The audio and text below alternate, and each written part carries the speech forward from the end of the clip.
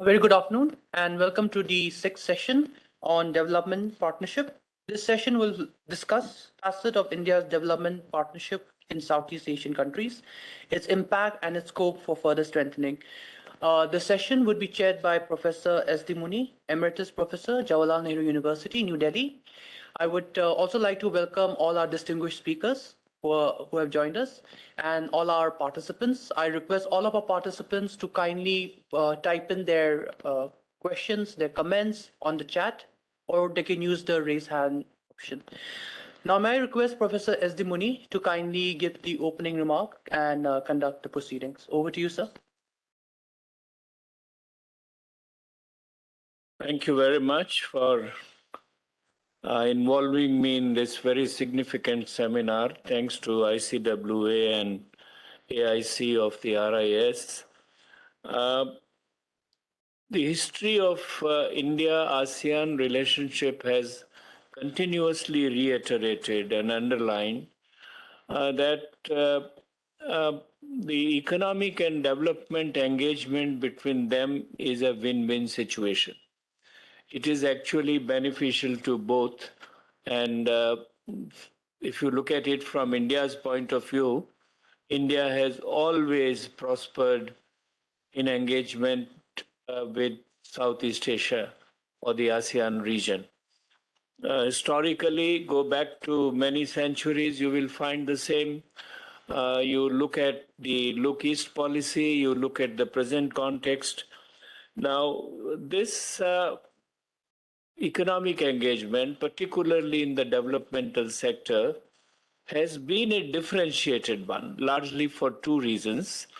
One, because India's own capacities are differentiated. There are sectors in which India is looking for cooperation from international community, including ASEAN. And there are sectors where ASEAN developmental levels are not similar. In fact, I recall one of the ASEAN prime ministers, perhaps from Singapore, saying that there is a deep digital divide within ASEAN. There are countries, and ASEAN, in fact, has two complexions or two colors, you can call it. The ASEAN, which is the original founder, and ASEAN, which is latecomers. And it is the latecomers, meaning thereby countries like Myanmar, Laos, Cambodia, and Vietnam, who have been at a different level of economic development as compared to their other colleagues. And this differentiation has brought about differentiated levels of cooperation between India and ASEAN. For instance, India's very strong cooperation with the CLMV countries, as we call it in New Delhi, that is the latecomers, has been focused on capacity building, on infrastructure, whereas with other ASEAN countries, it goes into technological transfers and even cyber security and various other more sophisticated dimensions of economic development. This differentiated nature, I think, will continue. India is strong, particularly in health and education sectors. It is trying to do its best in infrastructure sector, where somehow India's capacities have been constrained by what I call as the delivery deficit, which India is acutely now conscious of it and is trying to overcome it. And I'm sure that in the coming years, India has improved in the last few years on that, and in coming years, it will further improve upon it. Now, to discuss some of these aspects of development cooperation with ASEAN as a group and ASEAN as individual country members, we have a very scholarly, I would say, panel with us. We have panelists from Singapore, from Vientiane, from Kerala, and New Delhi. I am told that their CVs and introductions are already available to everybody in the conference book. So I will not waste time and start requesting one by one to make their presentations. They are supposed to make their presentations in 15 minutes time. We will alert you when you are left with 1 or 2 minutes so that you can sum up. And I would request you to keep with the time so that we don't intervene into other sessions in terms of time. And we also have some good discussion in terms of question answer. To begin with, may I request Dr. Sithanonxay Suvannaphakdy. Please excuse me if I have not been able to pronounce your name correctly. Go ahead. Yes, thank you very much, Professor. Please allow me to share my slide. Okay.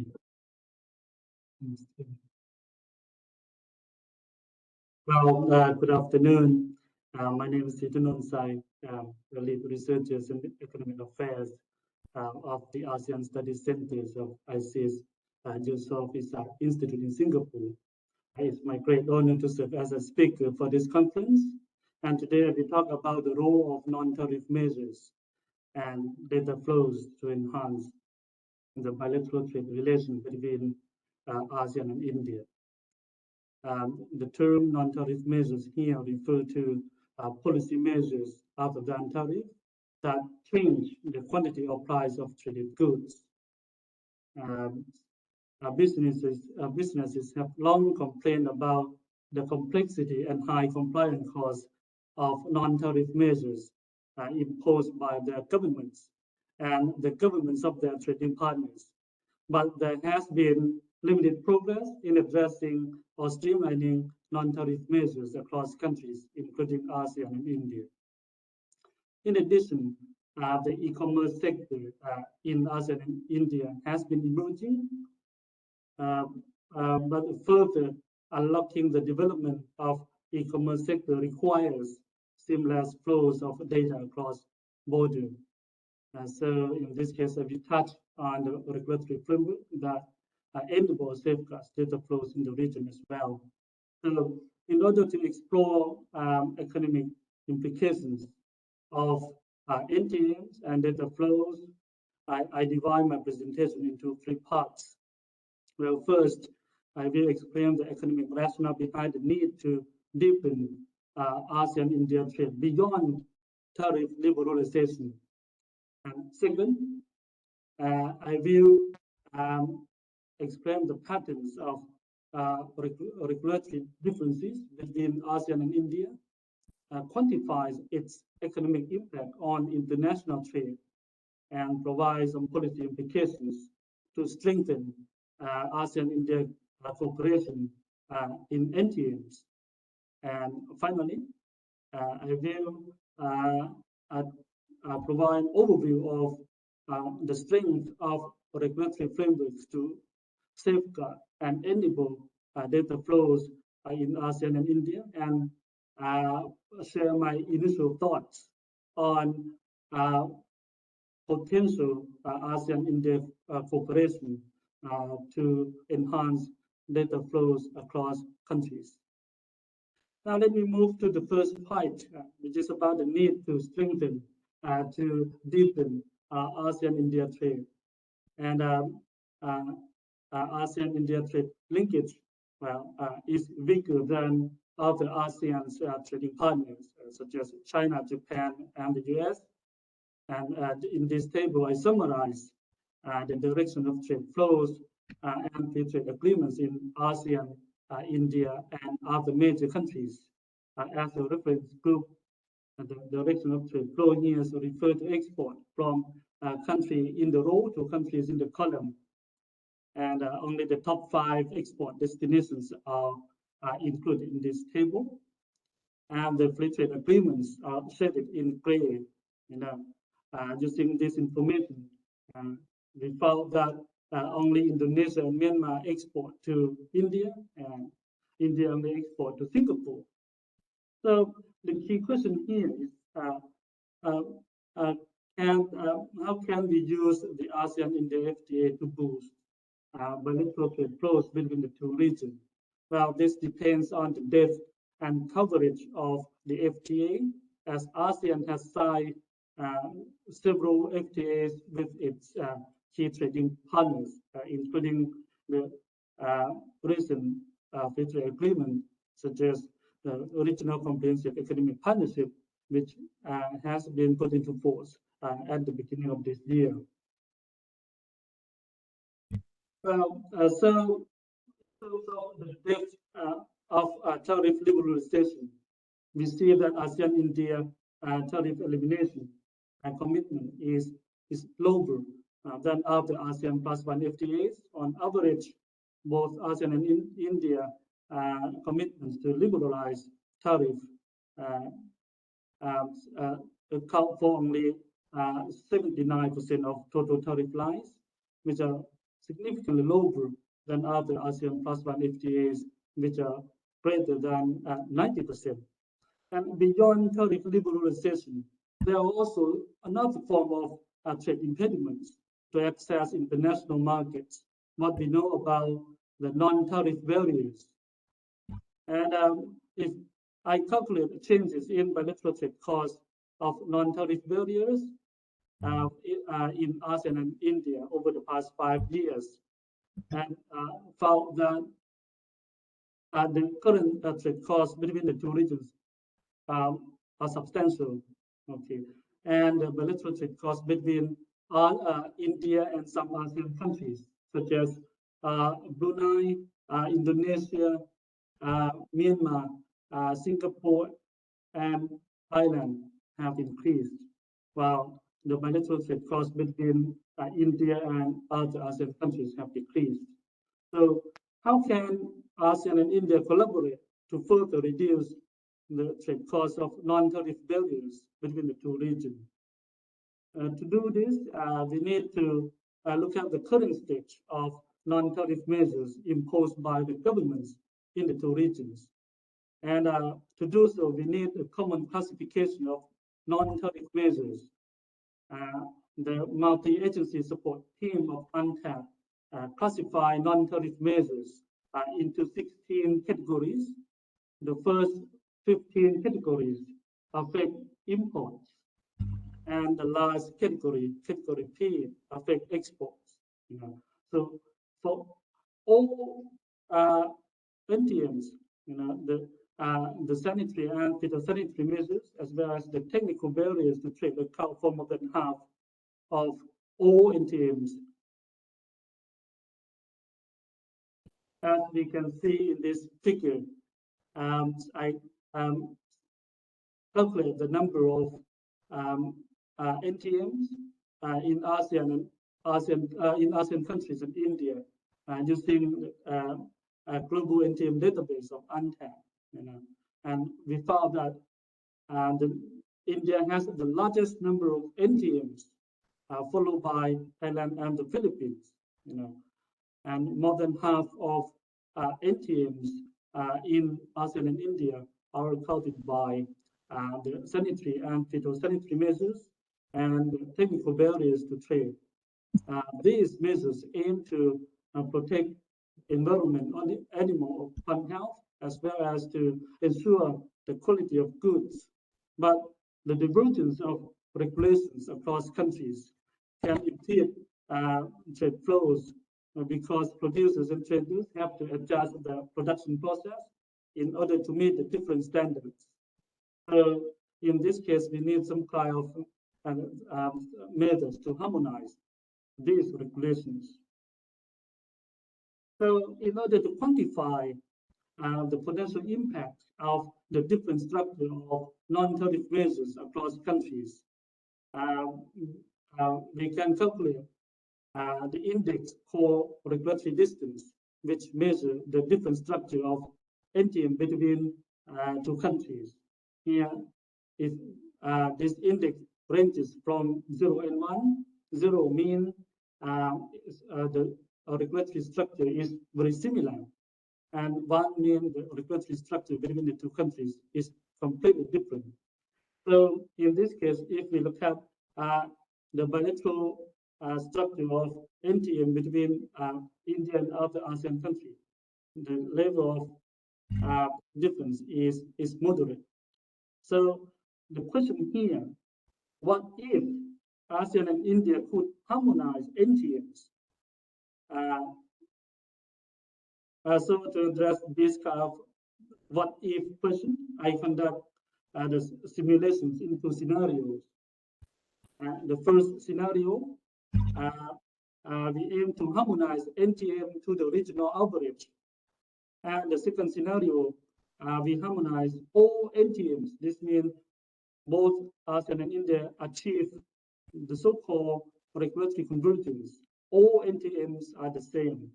So we found that in the case of harmonizing NTM to the degree of regional average, only some ASEAN member states and India could benefit from this.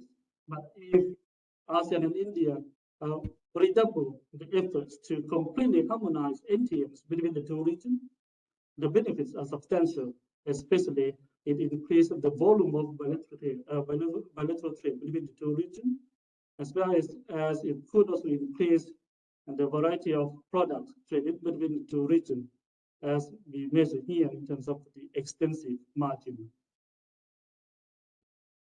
And what should be done to harmonize such kind of NTM? Well, this can be done under the ASEAN-India FTA, because such FTA contains the technical provisions as well as provisions on administrative fees and charges. This could serve as a basis for the two regions to streamline NTMs that are affecting the trade flows between the two regions. The regulatory framework is there, but still what we need is the action plan to harmonize NTMs between the two regions. So here is my proposal to further streamline NTMs between ASEAN and India. We need to do at least two things. First, we need to promote transparency of trade regulation. To do this, we need to connect India's national trade repository to the ASEAN trade repository to increase the transparency and predictability of trade procedures and trade regulations. Without this,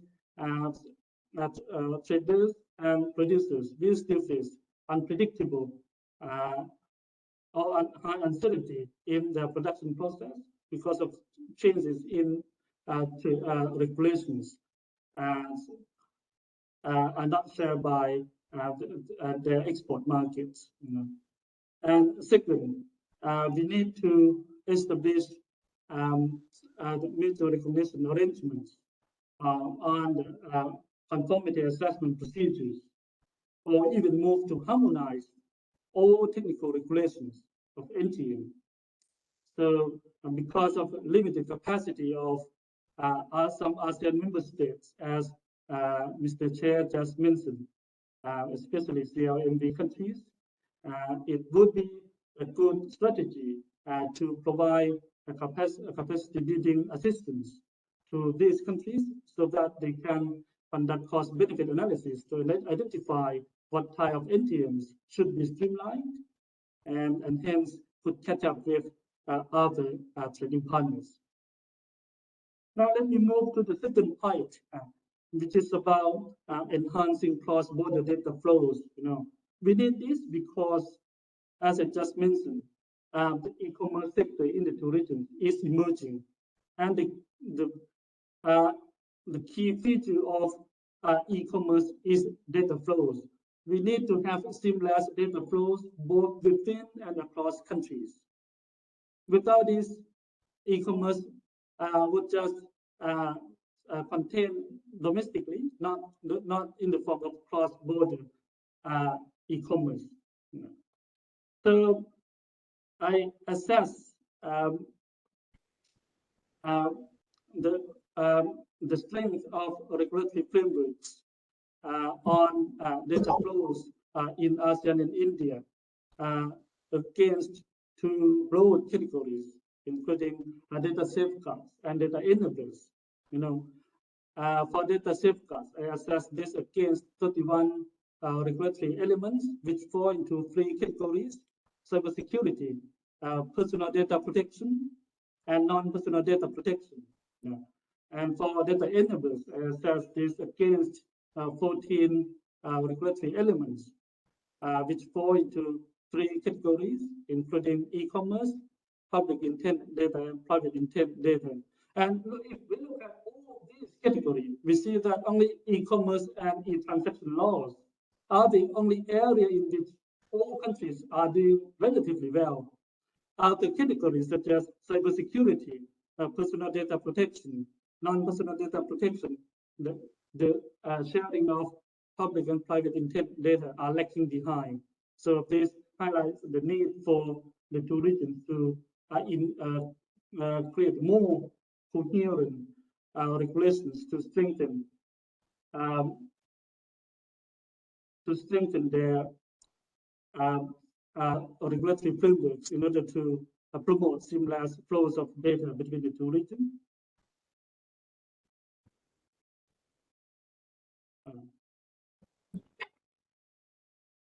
Two minutes more at the most. Yes, thank you. My slide seems to be frozen. Has it concluded? Yes, okay, let me conclude my presentation. For the last point here about promoting seamless flows of data. What ASEAN and India need to do is to create a more coherent regulatory frameworks in order to safeguard and enable cross-border data flows between the two regions. And what we need to focus here is to strengthen data safeguards with respect to cybersecurity and personal data protection, and enhance the sharing of public and private intent data. So I think that's all for my presentation, Professor. Thank you.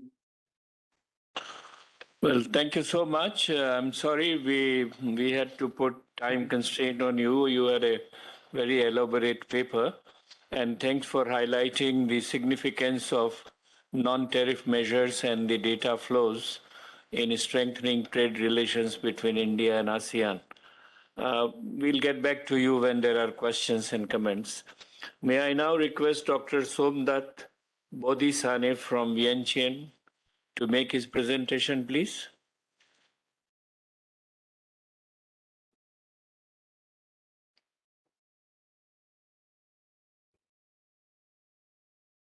Hello.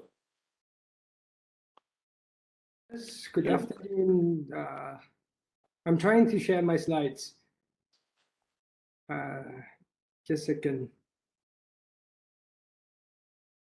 Go ahead, please.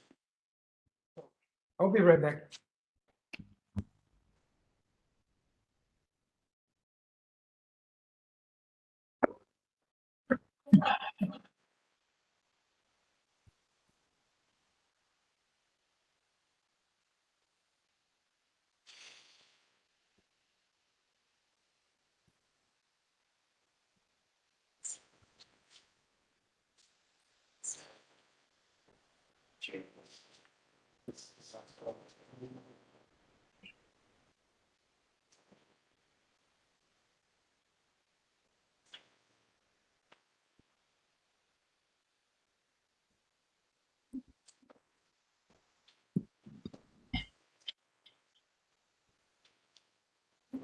Is there any technical problem? I'm trying to share my slide, but it's Please, we are waiting for that. yeah. It worked yesterday, but not today. I'm not sure why.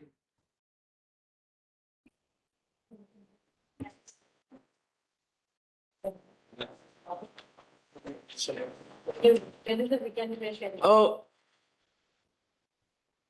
you have shared with us your PPT, so we can share it from here. You have emailed your PPT, so we can share it from here. Is that okay? Actually, I have some updates in the PowerPoint. We have some updates. Yeah. It worked yesterday. I'm just wondering how come it's not working today.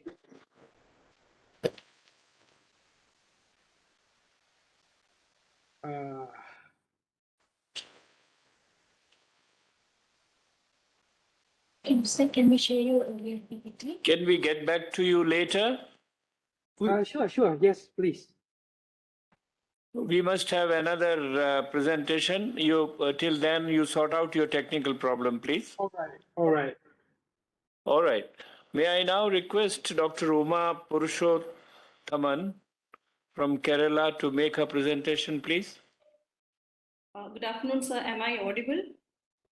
Yes, of course, very much. Thank you, sir. So we were asked to talk about India's development partnership in Southeast Asia. But first, I would like to thank you, sir. It's an honor to be speaking at a session which is chaired by you. I've attended many talks by you. I'd like to first also thank the RIS and ICWA for inviting me for this conference. So I'll be talking about India's development partnerships purely from an Indian perspective. As we all know, I think more and more people are beginning to look at India as a donor, but I think we need to emphasize here that India is not an emerging donor in any sense. We have had a development cooperation program very early on, immediately after independence, in fact. And so what makes India different is that India is focused much more on technical cooperation rather than funding big ticket items, which would require enormous amounts of money. Our development cooperation is built around three components, the ITEC, lines of credit, and grants. The ITEC was launched in 1964 to enhance technical cooperation capacity, and this is perhaps the most innovative pillar in India's development cooperation program. Again, India's focus has really been on its immediate geographies, particularly Bhutan and Nepal. Over 80% of our loans and grants, by some estimates, go to our neighborhood. So now, Southeast Asia has not really been much of a priority, except in the case of Myanmar. And I think that's probably because many of these states were much more developed and have better standards of living than India, except for the CLMV countries. So maybe we felt that we need to prioritize needier countries.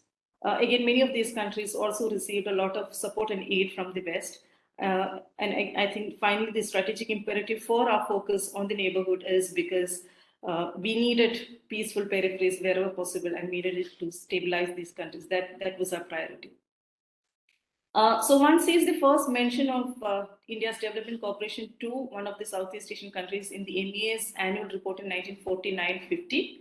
Where the report refers to an agreement reached in the Commonwealth Prime Minister's Conference in Ceylon to grant a short-term loan of 1 million to Burma to help Burma with the balance of payment crisis. In addition to this, we also gave 5 million rupees as a special concessional loan towards rice imports by India.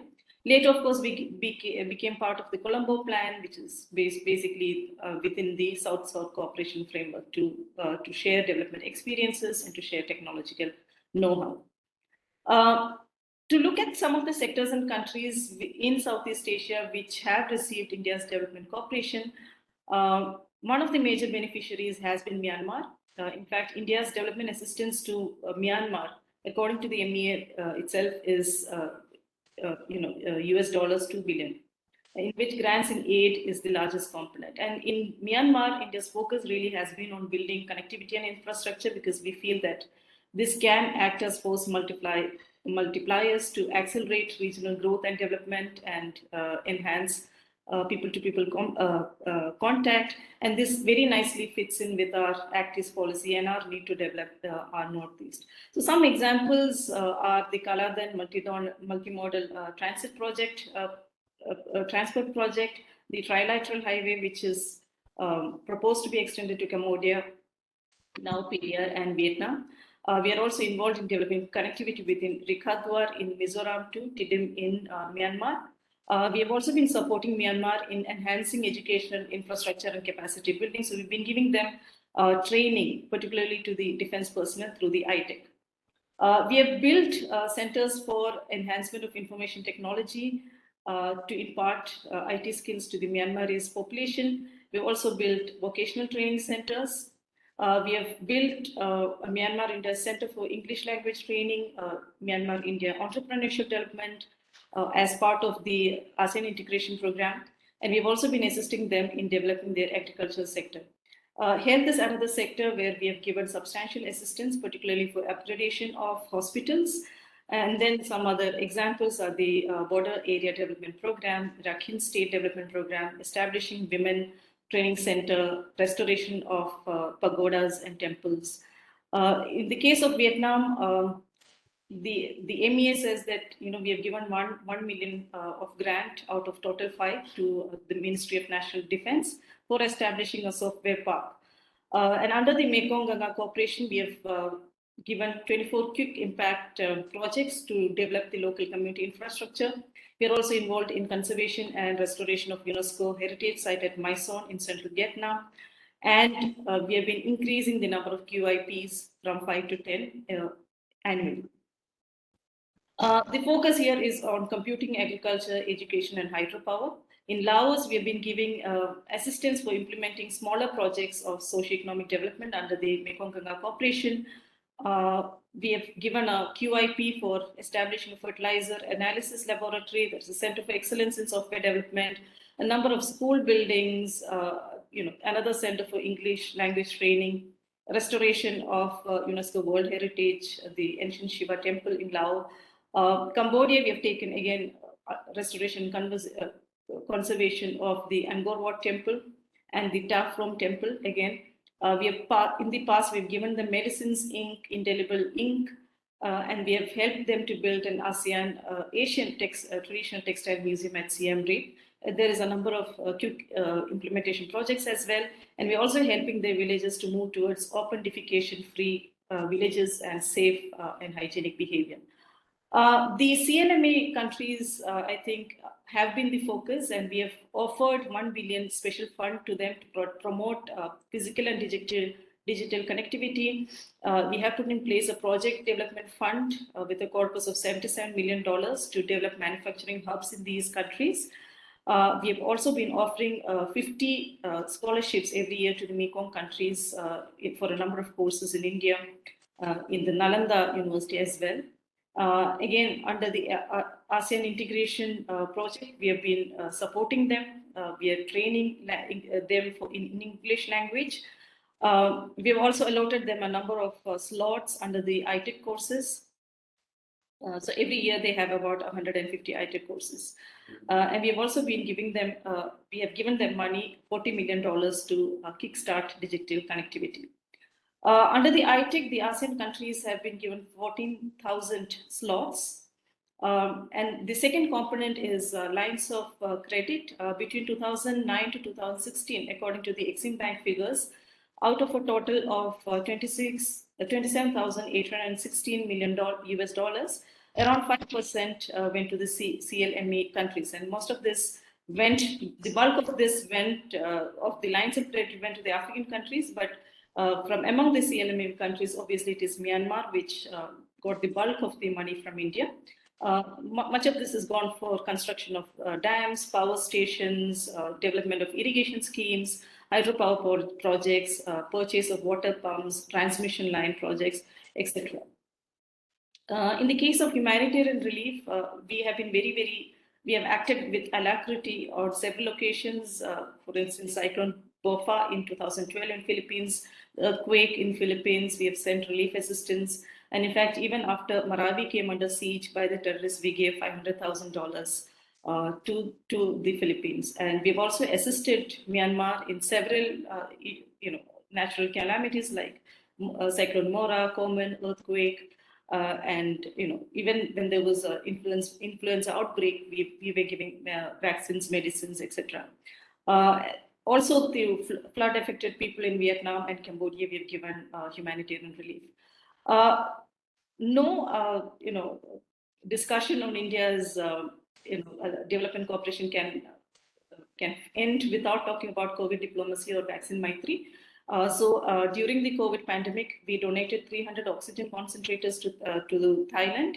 Also to Vietnam was also given 100 metric tons of liquid medical oxygen, 300 oxygen concentrators were given.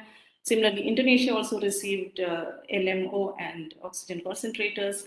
And the MEA's website says that 42.25 lakhs vaccines in grant were given to Myanmar, Cambodia, and Thailand, which is about 28.5% of the total vaccines in grant that India gave during Vaccine Maitri. We were also told to look at impact. It is very difficult to measure impact, but if we were to look at the number of applicants for the ICCR and the ITEC, it has been very successful. And I think we need to look at it more in terms of long-term investments and long-term dividends. So it's quite clear that India's development cooperation is popular because there are no conditionalities, and we are playing to our strengths like human resources, IT, etc. Of course, the immediate impact one can see is in enhanced physical connectivity, particularly in the projects in Myanmar, in developing our northeast and stabilizing the region. We've also used our development cooperation to strengthen cultural and political relations, open trade, and to increase economic and strategic access. The focus in Southeast Asia has been on quick implementation projects because they have very short gestation periods, so it is easy. It brings very direct benefits to the communities. To end, I'll just look at some suggestions that I thought of. One is that transparency is key. I think the public in Southeast Asia deserves to know, and so does the Indian public and researchers like me, what India has been doing in terms of development cooperation. So we need to brand ourselves in an unobtrusive and inoffensive manner. And people need to know where our tax money is going. It will install pride in Indians if they know that we are doing so much in so many of these countries. I think the embassies really need to update their websites. Some are, not well maintained, not up to date.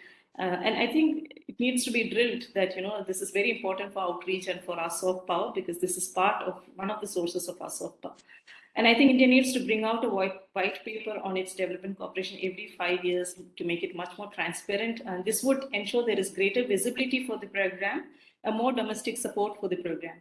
And I think we need to follow up on projects. Many of time, what happens is they run late. So we need to make them time bound. It would be good if we could assign a certain part of our GDP as aid. This would mean that as our economy grows, the amount will also increase.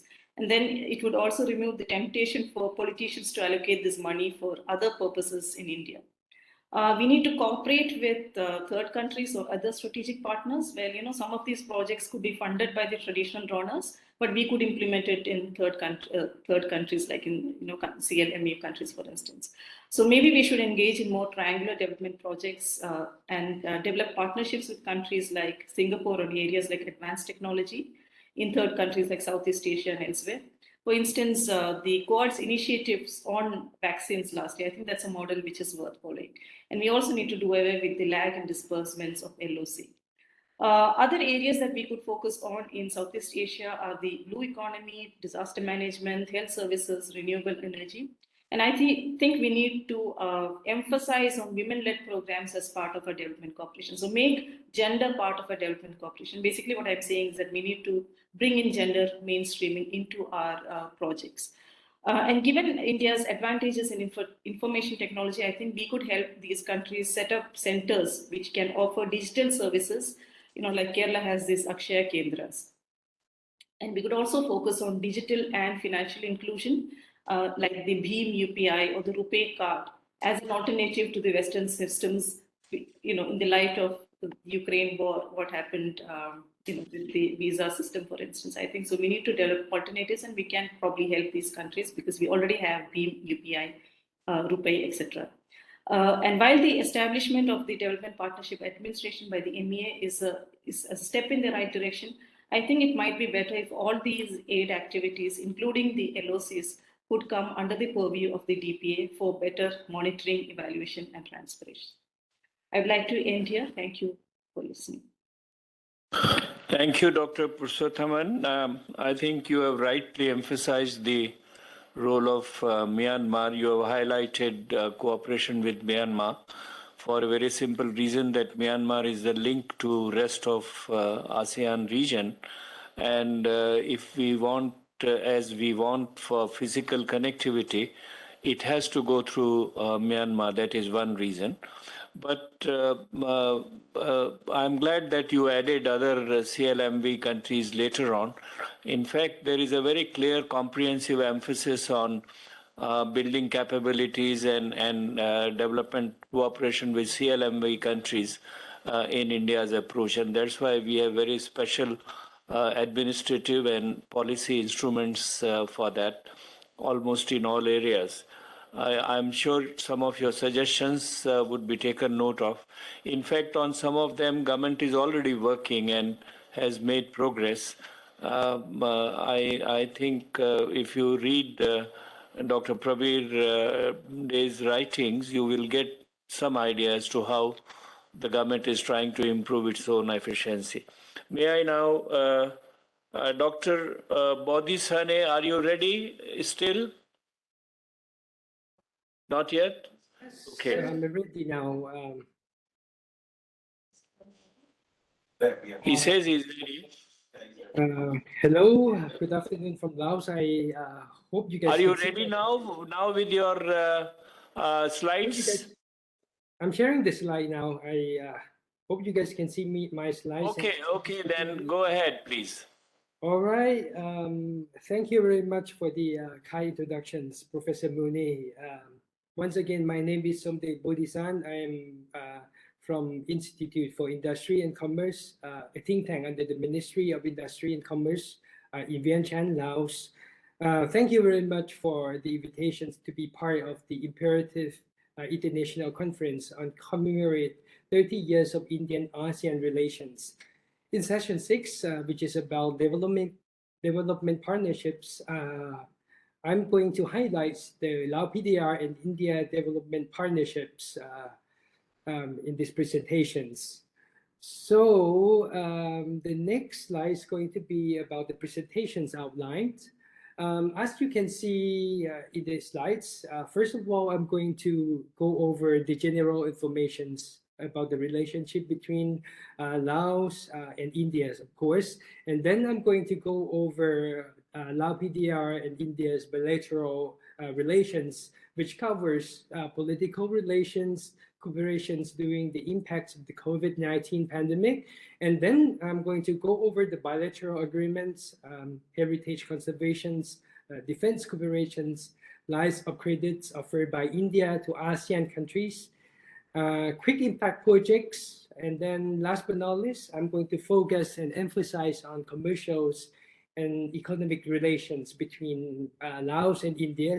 In this part, I'm going to go over the strength and weakness of the economic and commercial relationship between Laos and India, and then I'm going to come up with the policy recommendations for policy makers in the future. All right, as you can see from the slides, Lao PDR or Laos is a socialist state in Southeast Asia. We are the only landlocked countries in the regions. We are the neighboring countries of Myanmar, China, Vietnam, Cambodia, and of course Thailand. Laos, or we have a good trade relationship with over 100 countries around the world, in which we have bilateral, regional, and multilateral trade agreements with many countries. In 1997 and 2013, we became a member of ASEAN and WTO respectively. We also received unilateral trade privilege from over 42 countries from around the world.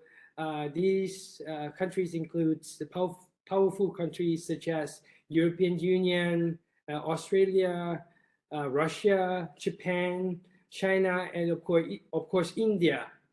When we are talking about India in Laos, everyone in Laos knows about India very well.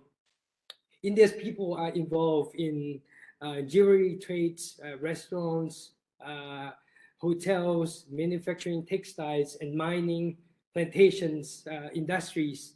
A few members of the Indian communities are employed by international organizations, multilateral corporations, consulting firms, and so on and so forth. Next slide is going to be about the political relations between Laos and India. Actually, the political relations between Laos and India originally started in 1956. After that, there are numbers of official visits by head of states The latest one was happened in 2018, in which our Prime Minister, at that time Prime Minister, the current President, Mr. Thongloun Sisoulith, make an official visit to India. Now let's move on to the cooperations during the impact and challenges of the COVID-19 pandemic. During the difficult time of the COVID-19 pandemic, India government helped us a lot in donating more than 132,000 doses of Indian-made COVID-19 vaccines as a part of COVAX GVA initiative.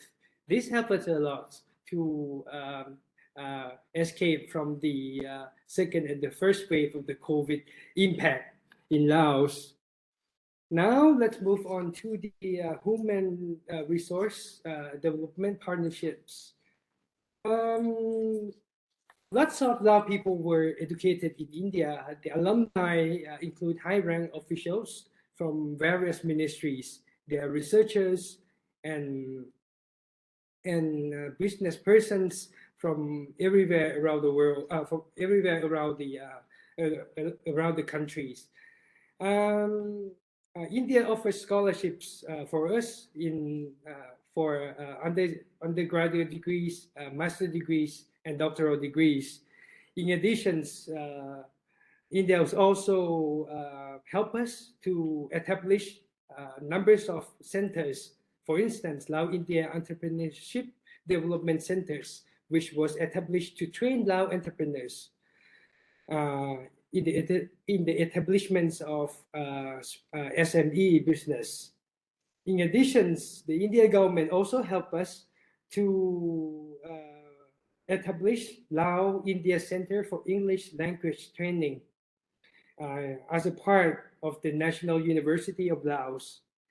Most recently, in 2018, the India government also supported us to develop Center for Excellence in Software Development and Test and Training, which was established in Vientiane capital.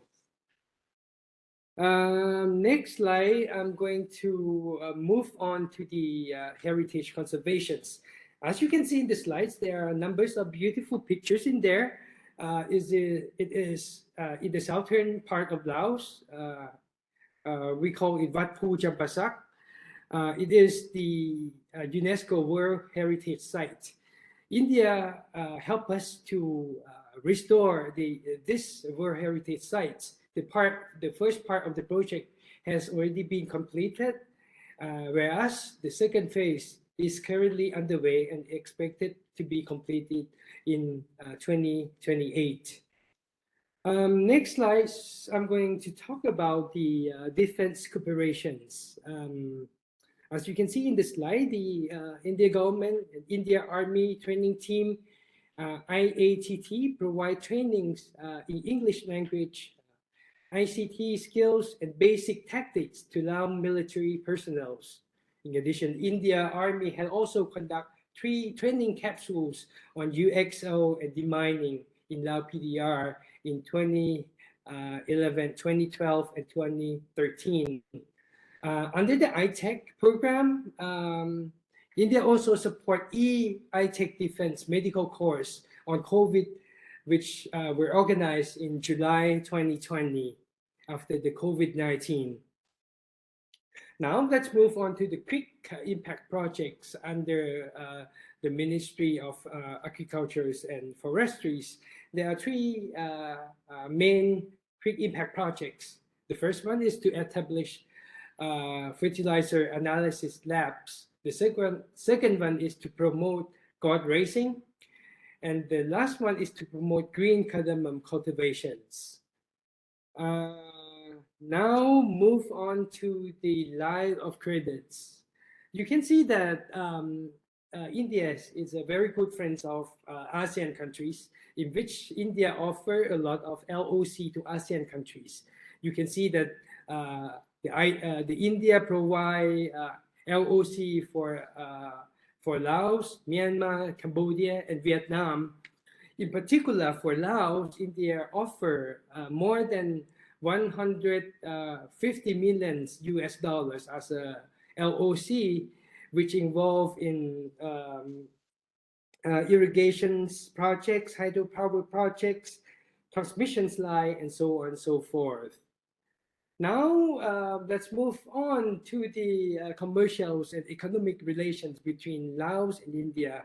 As mentioned earlier, in this part, I'm going to go over trade mechanism, business registrations by Indian business partners, trade balance between Laos and India's strength and weakness.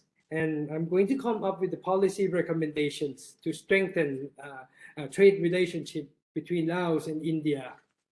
Now, we're going to go over the trade mechanism between Laos and India. The trade mechanism between Laos and India is mostly carried out under the framework of ASEAN-India Agreement, or ASEAN plus India, in which the two sides, the two parties, have agreed to reduce tax rate for import and exported goods about 70% of all items. Moreover, Laos also receives GSP framework from India as a developing countries. This slide shows you guys the trade balance and, of course, imports and export values from between India's and Laos from 2017 to 2021. You can see that Laos enjoy the positive trade balance from India, thanks to the support from the Indian government and, of course, Indian people. The main products that we export to India include gold, rubber, coffee, processed foods, natural metals, furnitures, and so on and so forth. On the other hand, we also import numbers of items from India as well. Those items include pharmaceutical products, vehicles, electric equipments, motorcycle equipments, and textile products. Next slide is going to go over business registrations. This slide shows you guys the number of business registrations in the period of 10 years between 2012 to 2022. You can see that there are 48 enterprise registered by Indian investors in Laos. They are involved in agricultures, wholesales and retails, processing industries, technical activities, and hospitalities, educations, real estates, and others. These figures is not include mega projects, which is under the Ministry of Planning and Investment. This figures has been retrieved from Enterprise Registrations and Management Department, Ministry of Industry and Commerce. All right, now let's move on to the strength and weakness between the commercials and economic relationship of Laos and India. As you can see from the presentations, the value, the strength is, you can see that the value of bilateral trade is continuously growing, which creates positive trade balance for Laos. The product structures that we import from India is also diverse as well. And on the other hand, there is a weakness in which you can see that the number or the structures of product exports from Laos is unsustainable. Most of them are natural resource. In other words, we can say that we are relying on a natural resource other than processed items. As a result, it is recommended appropriate measure must be implemented to transform agriculture export to industrial products in order to increase the value chains within the countries. Now, let's go over the final slides, which is going to be about the policy recommendations in terms of economic relations between the two countries. So in order to strengthen industrial and trade relations between Laos, PDR, and India, I have several recommendations as follows. First of all, we have to regularly organize an information exchange campaign between Laos and India companies with the assistance from the embassies of the two countries. Second one, we need to regularly conduct meetings, workshops between public and private sectors to strengthen trade and investment cooperations between the two countries, of course. And then the third one is that Laos and India need to work together to explore the prospect of developing agricultural processing industry, food processing industry, ICT, and other industries. And the fourth one is to develop a marketing promotion plan to support the participations of public-private sectors in major trade exhibitions in India. At the moment, Lao business men or Lao companies usually go to exhibit their products in China. So I see India is a major trading partner. So both countries need to support in trade exhibitions in India. So we can have more trade balance in the futures. Last but not least, one more important point in economic cooperations between the two countries. After the COVID-19 pandemic, there is an increasing trend of the e-commerce development in Laos, in which Laos-based customer orders a lot of items from Thailand and China to the to the e-commerce platform. In this regard, I believe that it is and please conclude opportunities to for Lao government to strengthen the e-commerce cooperations with India in the future. Please conclude. All right, that is the end of the presentations. Thank you very much, and sorry once again for the technical issues. Thank you. Thank you very much, Dr. Bodhisane. It's a very comprehensive presentation of India-Lao relations. I am sure there would be some questions. You have wonderfully refreshed my memories of the period I spent in Vietnam, Vientiane. Now, last but not the least, Dr. Sampa Kundu, may kindly make your presentation.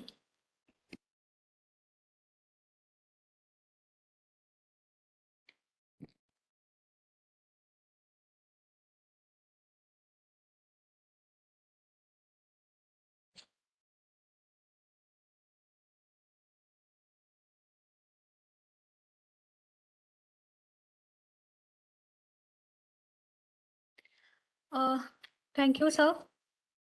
So my topic is also the development cooperation and partnership, India's experience with select ASEAN countries. So I'm afraid that being the last speaker of this particular session, some of my points will be overlapping with exactly, what have already been said by some of the previous speakers.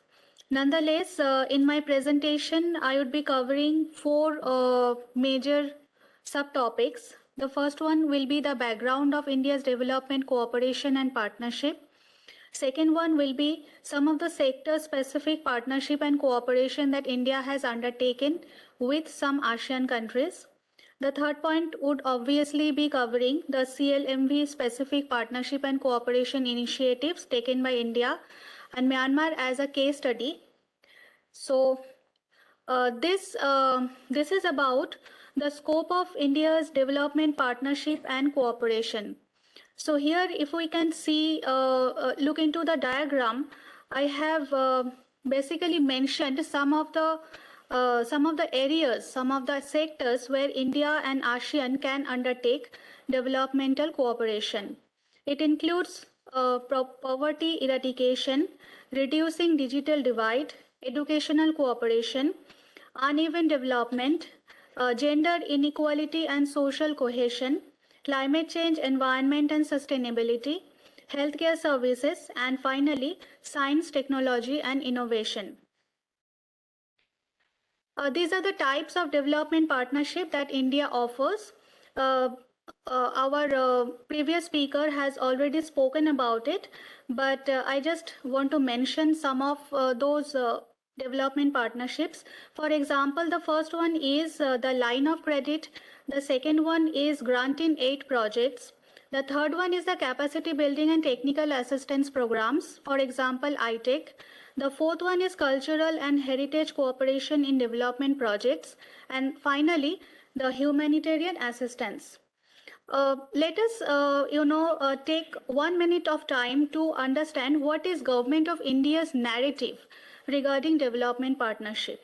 So if you look into MEA website or any other government publication, it has been specifically mentioned that India's development partnership is human-centric. Human-centric.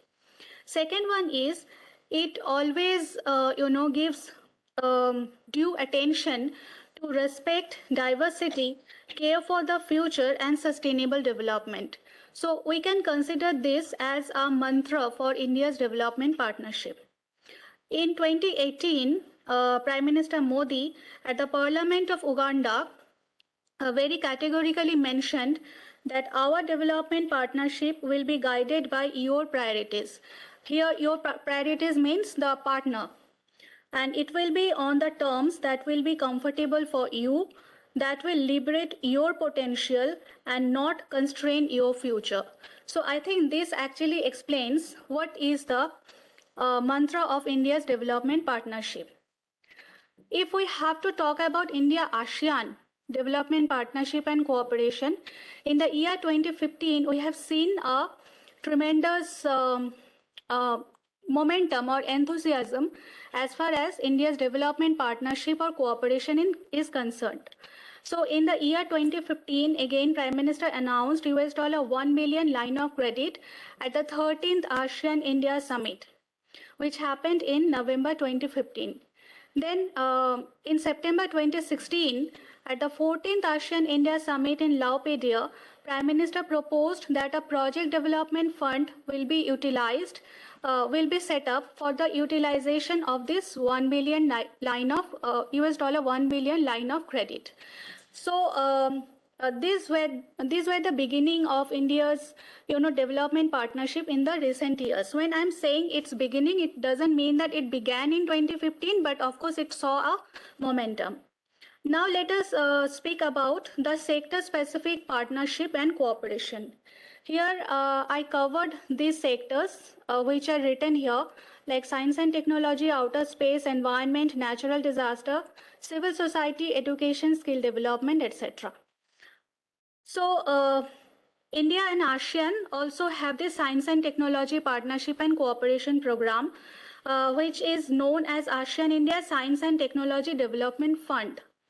So this fund was increased from $1 million to $5 million, and it aims at encouraging and sustaining collaborative R&D projects.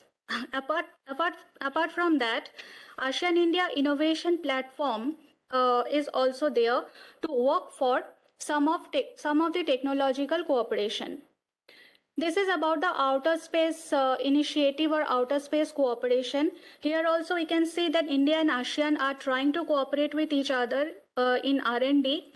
Also the emerging space technologies, for example, launching of small satellites, inter-satellite communication, etc. This is about natural disaster, climate change, environment. We all know that India supports the work of the ASEAN Coordinating Center for Humanitarian Assistance and Disaster Management, which is the short form of which is AHA Center. Apart from that, we all know about International Solar Alliance, which is a recent initiative taken by India. I would like to throw some focus on the civil society participation, because when we are talking about human-centric development, we cannot ignore the part of the civil society. So these are some of the projects or programs that Government of India has undertaken involving the civil society. For example, the ASEAN-India Youth Engagement Programs, fellowships for the doctoral students, which is known as DIA. Then we have ASEAN-India Network of Think Tanks, ASEAN-India Media Exchange Programs, Diplomacy at Track 1.5 level, which includes Delhi Dialogue. Then we have ASEAN-India Parliamentarian Interactions, Tourism Circuits, Music Festivals, Artist Retreats, etc. Cultural Highway, which also talks about Mekong-Ganga cooperation and cultural and civilizational partnership, Ramayan Festival, etc. These are some of the points that are already been spoken about, so I'm not going to repeat it. This is about partnering and cooperating for development in the MGC region.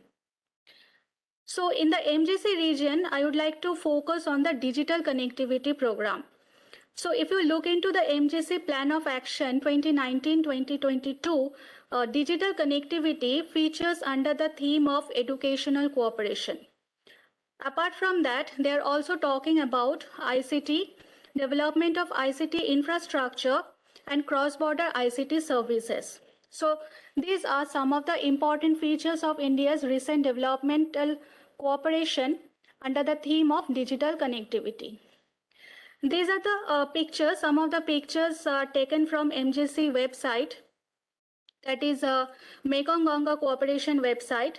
And you can see that the project sites where Government of India has financed.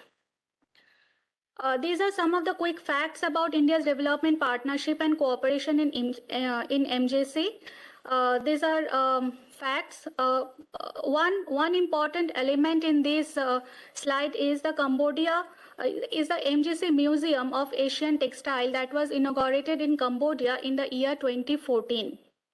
Apart from that, some of my previous colleagues have already been talking about construction of the Laos India Entrepreneurship Development Center and some other projects.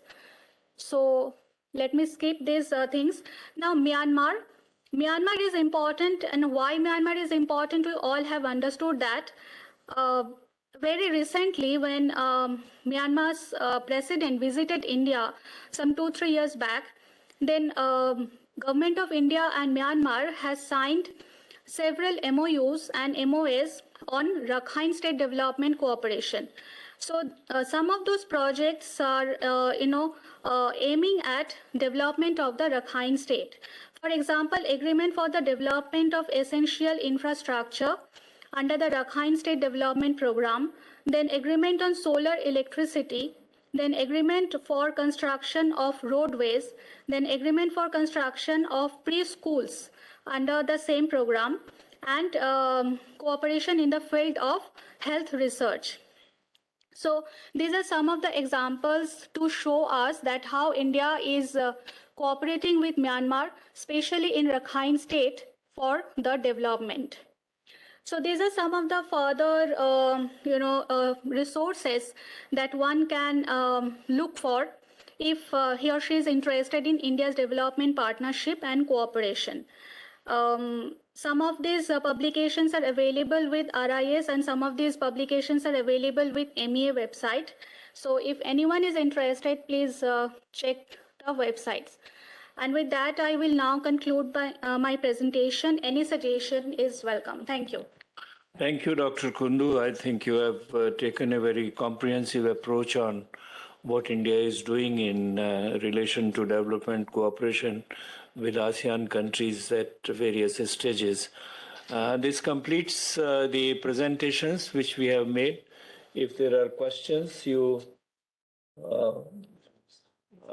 Dr. Praveed Day has a question. Please go ahead. We have, sir, some questions might be in the virtual, in the chat box. I do not know, but I have some questions to the speakers. Can I ask? Okay, sir. First of all, I thank all of them. excellent presentation, but I'm more impressed by Dr. Uma. So questions to her. There is a discussion happening in the MEA for some time that, look, we have gone far ahead India from aid taker to aid giver. So do you think that as other countries have done, that Japan has came out with a specialized aid organization like JICA, Korea came out, all other countries. Do you think presently our LOC, etc., West with Exim Bank, do you think that this would be the right way in coming years? Second, there are many reforms done by other donor agencies. If you go to the Chinese agency, they are very fast, but there are many conditions. It has been often told by my Southeast Asian, counterparts and friends that Indian aid comes with a lot of conditions, a lot of documentations. So that's why, our $1 billion offer for digital connectivity is yet to be fully utilized. So what is your take on it? And then if I come quickly to Dr. Somdeth. Just a minute. May I add a footnote to what please, Prabir has said? I think both Dr. Purushothaman and maybe Dr. Kundu can also reflect on the comparative way of development cooperation with India on the one side and other countries like Japan or Korea or China. If one can draw some broad lessons, it would be very interesting learning point for Indian policymakers. Go ahead. Sorry for No, he continue. Sir? Yeah. And then Dr. Somdeth, in his presentation, but I think in the Laopedia, when you talk about with India cooperation in coming years, in the Laos, natural resources, hydropower, organic rice, tourism, education, Buddhism. These are also some important sectors you may like to look at it. B2B linkages between India and Laopedia, those we yet to see meaningful collaborations. And Dr. Sithanonxay, the first presentation, quick questions that it is well understood, if we see the economic relations session that we had in the morning. NTM, these are purely commercial things, we understand it. But we haven't seen kind of an information, on that. Anyone who can go to the web, where do you get a very simple form of non-tariff measures, which is readable, understandable to all kind of, experts or researchers. So here is a gap which you located at ISEAS in Singapore, or ICW and AIC and think tanks from the region. They can come out with an presentation on the set of databases and NTMs, which is easily understandable. Thank you, sir. These are my questions. Thank you. We have a special question from Mr. Rahul Nath Chaudhary for Dr. Sithanonxay. Can I call you just Sita? That's good enough for me. The question is, what are the areas where India and ASEAN should focus to enhance digital trade? Okay. I have any other questions? May I address some of the questions to our participants on the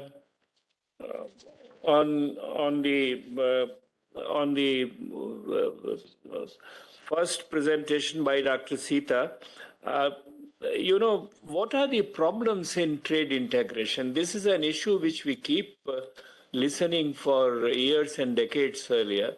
And every time this, the non-tariff barrier issue comes up again and again. Why it is that we cannot sort it out? What are the problems? On which side are the problems? And why, despite the best intentions on both the sides, the trade is not growing? My question to Uma, I have already said, what are the comparative views? And then what are the challenges which India faces in its cooperation with development cooperation with these countries. What you have given is a list of what we have been doing, but what more we could do and what we have been doing, like Praveer also raised this question, what are the problems, what are the gap areas in which we must have some proper attention. On Bodhisane, to what extent the MGC has facilitated India-Lao economic cooperation? Trade matters, again, I mean, you say trade has increased and I accept that, but it's not really significant. And there are problems which you have pointed out. So why not much? Is landlocked nature a major problem, or there are other issues which come up? And again, to Dr. Kundu, the last one is why MGC has not. I mean, we all keep talking about MGC, but in terms of concrete progress, we still have to find out anything to our satisfaction. Well, may I now all to respond, and can we start from the other end? Dr. Kundu first. I will take up the last question, that is why MJC is not able to produce anything satisfactory. So yeah, I agree that it's been more than 2 decades, and from 2000 to now 2022, when we have seen the existence of MJC, but unfortunately we haven't seen anything concrete coming out of this sub-regional grouping. But I think if we look into the focus areas or the core priority areas of MJC, they are really interesting. For example, it talks about connectivity, it talks about cultural cooperation, and it talks about heritage. It talks about mostly the soft power aspects of the countries that are concerned. No, the rhetorics is fine. Point out the hurdles. So the obstacle is probably the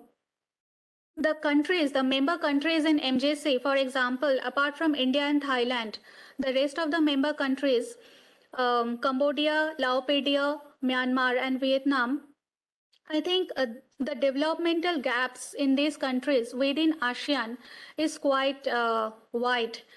Also, ASEAN is working on this initiative for ASEAN integration, which basically talks about how they can narrow down the developmental gaps. And whatever India has been doing in that front, developmental partnership and developmental cooperation comes into that, that angle. We can consider that from that angle. I think that is one reason why MJC is not being successful, even though it has the potential. But if we look into the potential areas, if we look into the the benefits that MJC can offer to us, to the member countries, I think that should be for the time being our narrative or our focus areas. But yes, I agree that whatever MJC has done, or whatever has been done under the umbrella of MJC, that could have been more broadened. The second question, yes sir. Yeah, go ahead. The second question regarding comparison in developmental partnership that is being offered by other countries like Japan or South Korea to Southeast Asia. Here again, if we take up the example of Myanmar, Japanese investments in Myanmar are quite substantial. Also, the South Korean investments and the stakes of South Korean companies, and also the government of South Korea in Myanmar or any other ASEAN countries are quite substantial. And probably in terms of number, in terms of number or statistics, India is lagging behind. But I think if we look into the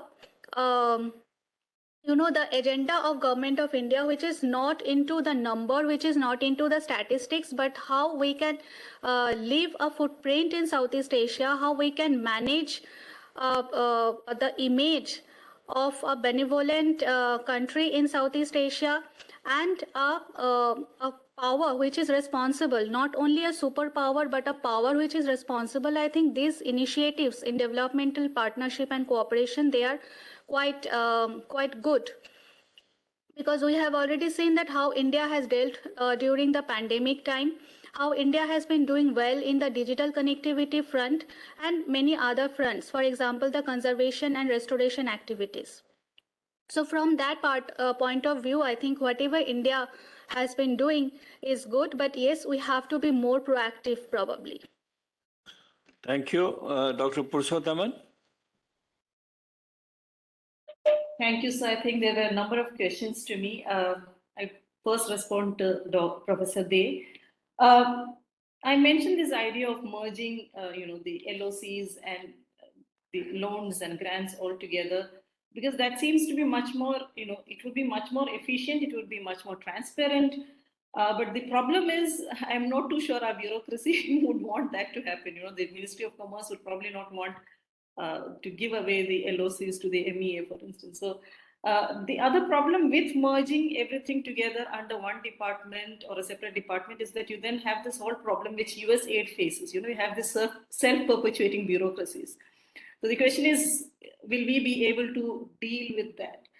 The other question about conditionalities, I think those conditionalities are mainly related to the lines of credit, because you have to partner with an Indian company and all of that. So and maybe the Indian companies are not, exactly forthcoming or something. The conditionalities that I was mentioning were the conditionalities that the traditional donors talk about, environmental standards, labor standards, and stuff like that. The question about the challenges, I think the most important challenge really is our lack of capability. I mean, it's not because of anything else. We just don't have a foreign service which is capable of doing the kind of work that the United States, for instance, does, or China does, because we don't have the kind of enough personnel in the foreign services to go all out on our development cooperation. The other is, again, do we prioritize our development, or do we prioritize development of other countries? So it's a question of what you want to prioritize. So can we, put in a lot of money only into development cooperation, but will it be at the cost of our own people? So that's something that the politicians will have to look at. To look at what other countries have been doing, in fact, I just submitted a book project to the ICWA on India's development cooperation, and one of the suggestions I made was like the Japanese and the Koreans have volunteers. Like the United States has Peace Corps.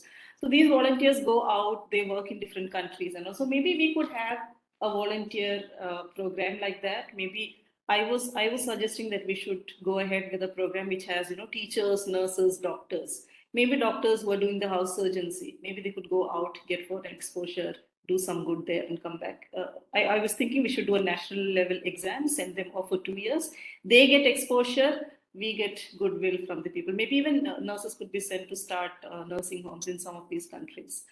The other best practice that I've seen other people or other companies doing is that we have a CSR rule in India that 2% of your profits must be given for CSR activities. So why don't we apply that for Indian companies who are making profits on foreign soil as well? So maybe that is something that we could practice.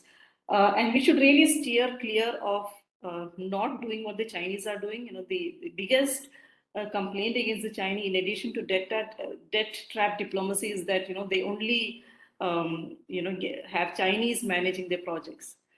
So we should, as much as possible, recruit locals. That will give us goodwill, and it will also help to build capacity in those countries as well. I don't know if I've answered all the questions.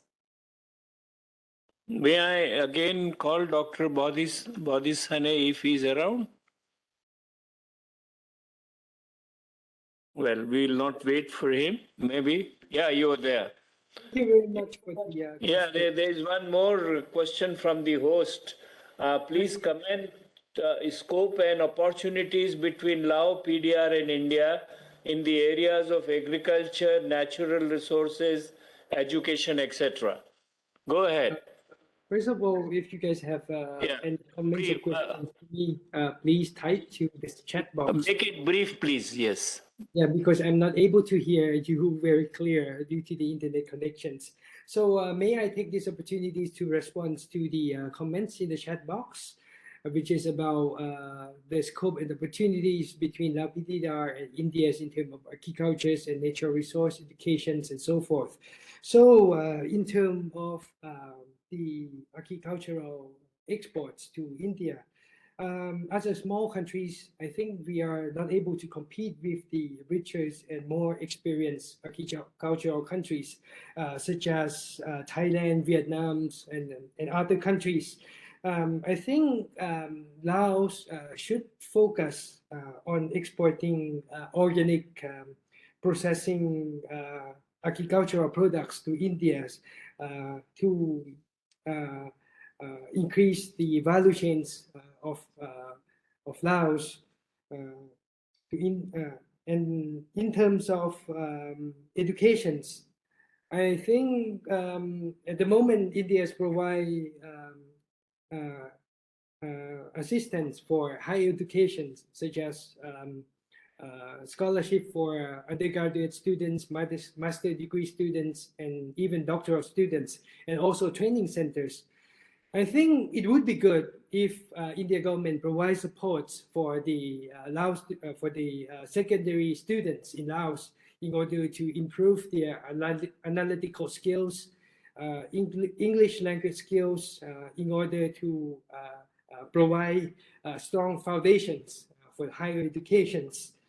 All right, that's all for the questions in the chat box. Any questions, please type for me, please, because I'm not able to hear very clearly.